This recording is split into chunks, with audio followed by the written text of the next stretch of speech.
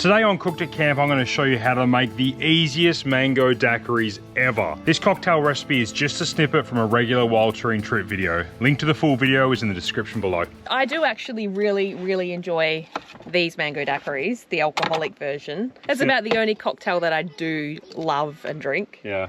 So all I do is frozen chunks of mango in the blender. Normally with a mango daiquiri, you do like a simple sugar syrup and you do lime juice.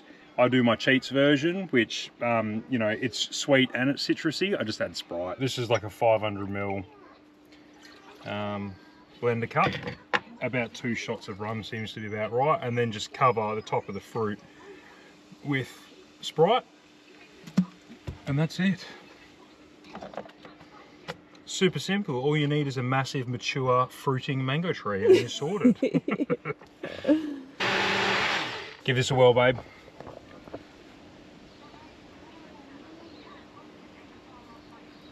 Delish. Good? I love them. Awesome. Yeah, super simple but really tasty. These are our favourite.